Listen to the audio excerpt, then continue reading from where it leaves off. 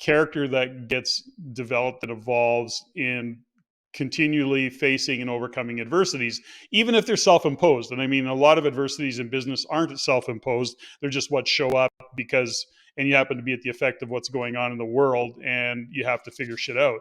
But in your case, and you had, although you had that as well, because everybody does, you know, a lot of the adversity that you faced was self-imposed because you took on more than you could take on. You stepped into a world that you weren't familiar with. You didn't have some of the talents that you thought you had and or needed to do what you said you were going to do. So but the Came thing down is to around one all of thing, it is though. that you overcame. One, Sorry, go ahead. it ended up coming down to one thing with all that you're saying, because if the timing was right, none of that mattered, right? Mm-hmm. Of Idiots course, can make money in an up market, right? Anybody could buy we know that. something, do something on it, and sell it for more in an up market, right? We see that everywhere, Mm-hmm. right? So, I mean, I was no genius, that's for sure, but like these lessons from getting pummeled and still going. You get seemingly ordinary achieving extraordinary. You know, you probably look at it and go, well, I haven't achieved that much extraordinary, but really you have. You've done a lot of things just in getting to where you Oh, are I have. today Yeah. and having handled all that you've handled. I'm interested in knowing, though, you talked a little bit about your mom and as a kid, what you were doing. You know, did you really come out of the chute being entrepreneurial, or were your Oh, parents yeah. entrepreneurial in some way? Like, where did Yeah. that entrepreneurial spirit come from, do you think? Or was it literally just you have no idea, it's just how it was? I think my spirit came from, um, like, I wanted a lot of things growing up, and my Mhm. parents were not in a position to give me everything that I wanted, right? And so what I would hear is, like, if you want it, go and get a job and go work for it. So I did, because that's Mhm. me. Like, if you challenge me, forget about it. That's it, right? So I was like 13, and I went and I got a job. I told them I was 16. I ended up like the assistant manager at the Colonel's at the local mall here, right? And I Mhm. worked my butt off because I wanted a new monitor and a graphics card for my computer, and they wouldn't get it for me. So I went and I worked for it, and I was like, oh, well, this isn't so bad. And I just kept working, and then it just turned into stuff. Next thing I know, I'm at this baseball camp working, and that summer the owners decide to close it down. So my friend says, "Hey, we were thinking a few of us that we are going to start it up again under a different name. Like, do you want to do it?" I said, "Sure. We can use it for our project." We were in first year university, and I had a full-time job working at like some rental car place, and these guys wanted to start a baseball camp with me. So I was like, "Okay, sure, why not?" And we started a baseball camp. It was crazy. Like, absolutely So, crazy. so there's just a part of you that says, you know, I have that entrepreneurial spirit. There's a part of you that wants to lead the way and be part of something bigger. And, you know, that's kind of, I look at entrepreneur and business owners and individuals like you or I that I ask the question often, is it nature or is it nurture? And actually what I've discovered in now interviewing hundreds of, you know, pretty successful individuals on the podcast and just knowing the people I know through the real estate investment network is that it's just both, you know, and it really is. Yeah, who Sometimes it is knows? nature and sometimes it is nurture. And there is no real answer to it, but it's also interesting to, you know, have these kinds of conversations and listen to the character traits that show up in people. Like, you know, there's a part of you that also had a commitment to at least keeping your word, delivering, or at least trying to deliver on what you said you were going to deliver on.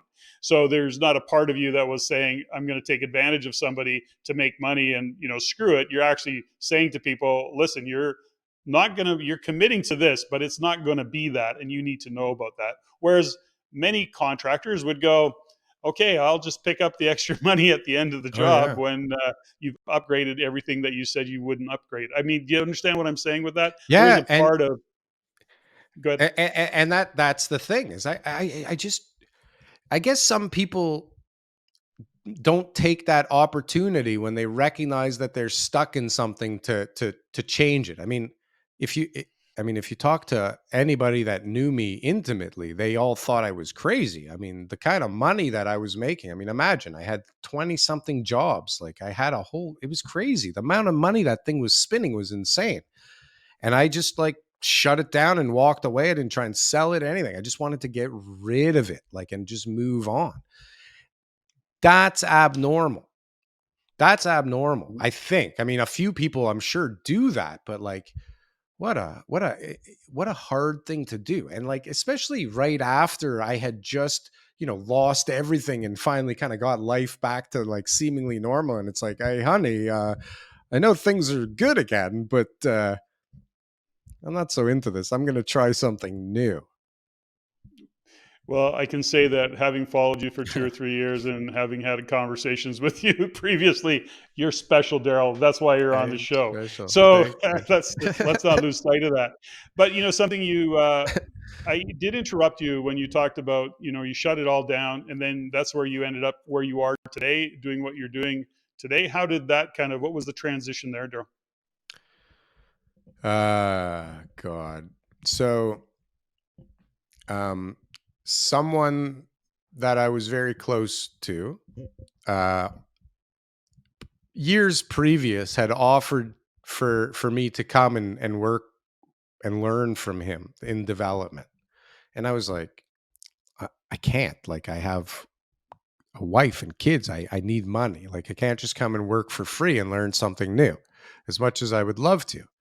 Um, so fast forward to a few years later, and he said, how much money do you need every month to come and help me out, and I'll teach you? And so we kind of came up with a deal where he was going to teach me and pay me what I needed to pay all my bills every month. And on the back end of that, when he decided to retire, I would keep paying him out for years and years and years so that he can retire nicely off into the sunset and everybody could be happy. And I was very happy with that. Um, but I closed my business. I went to go work with this gentleman, and he taught me some stuff about development, and we did some deals that I worked very, very, very, very hard on. And they were actually like some record breaking deals. Like, these are not your ordinary deals, believe me. And he decided that all of a sudden our contract like wasn't something that he wanted to adhere to anymore when it was time to pay my bonus, right?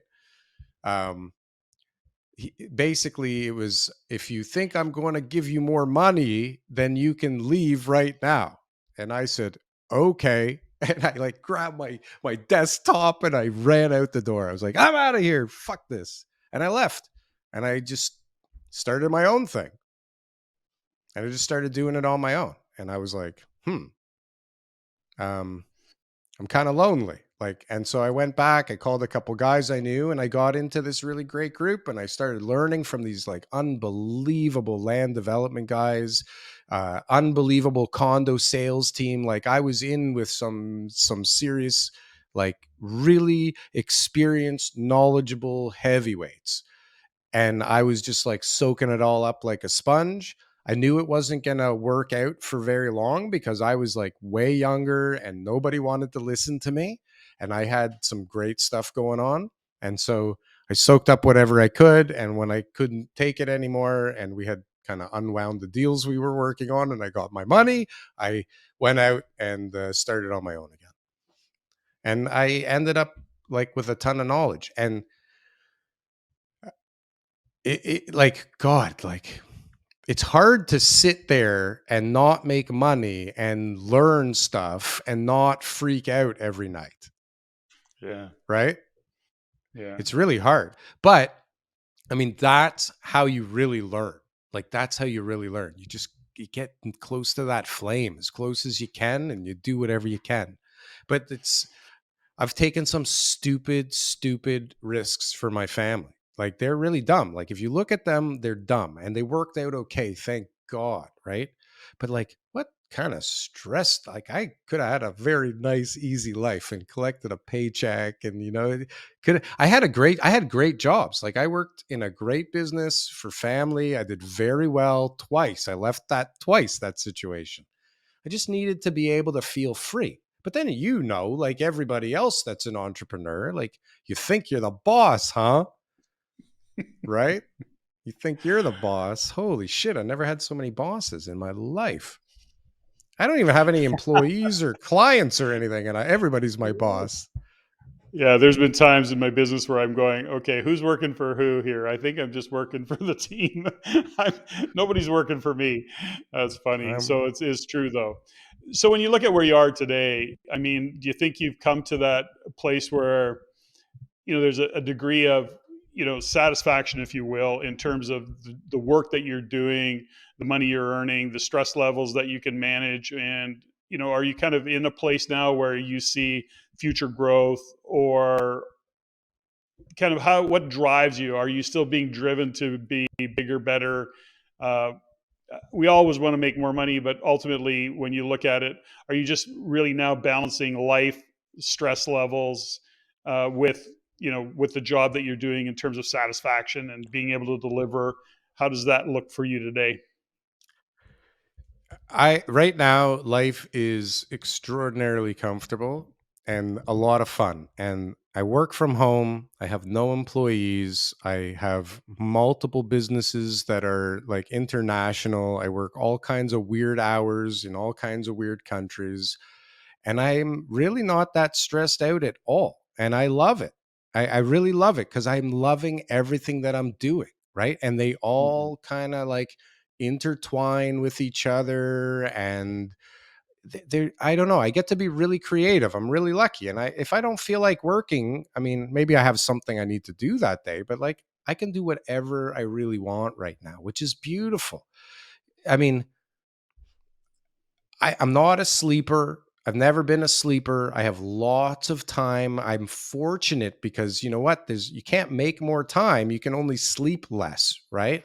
So if you want to get ahead and you just don't happen to sleep, I mean, I guess you could, there's things other people do, but I mean, but my work is like, sometimes my work is watching YouTube, right? Because I'm like fully invested in this YouTube, and I can't even begin to tell you the benefits that I have reaped from this stupid show of mine. Okay, that just started out as me and a buddy talking because we were talking, right? And we were like, Mm-hmm. we should record this. Like, this is, I don't know if this is good, but maybe it will be good. Let's just, and then we did one. And then we were like, let's just do this every Sunday forever and see what happens. No matter what, we have to do it on Sunday. Like we have to put something out on Sunday.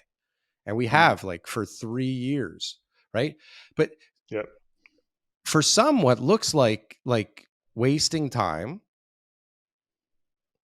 if you give it enough time, it was well worth it. Well worth it. Like if I told you that just, I mean, through social media, I mean, I met you, right? I've Mm-hmm. met guys like Daniel Foch. I just had a lovely lunch meeting with guys I met on Twitter. They're pre-construction and like a real estate brokerage. Mm-hmm. The planner I'm using on my current project, I met on Twitter. The equity I just raised or signed an MOU on for the project I'm working on came from a contact through Twitter. That's a lot Mm-hmm. of money, man. A lot of money. And not Yeah. because I like put this intention out to make money and go on YouTube. It was just like, let's do this thing and see what happens. So like I get to be excited every day because I feel like I'm always doing something else. So I love the real estate, but like I've got all these other things. Like I got all kinds of crazy stuff going on. All exciting stuff.